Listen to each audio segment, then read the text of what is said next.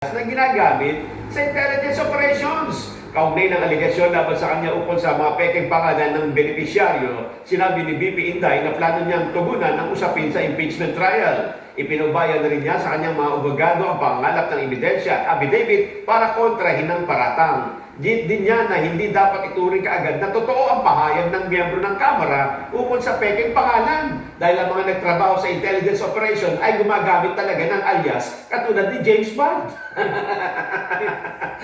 My name is Bond. James Bond. My brother is Copon Bond.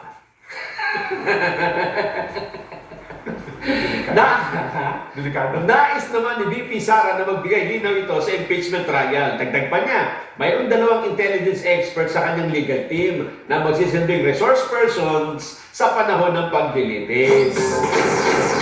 Iginiit naman ng Office of Vice President Spokesperson Ruth Castelo na ang pagbisita ni VP Sara Duterte sa The Hague, Netherlands ay isang personal treat at hindi may kukonsiderang isang bakasyon.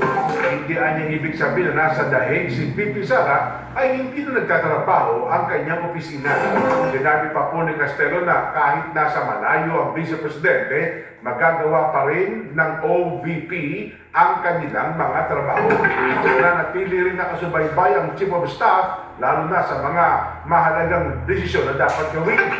Binigyan din pa po ni Castelo na ang lahat ng biyahe ni VP Sara, personal man o opisyal, ay mayroon pong travel authority mula sa Office of the President. Kinumpirma ng Department of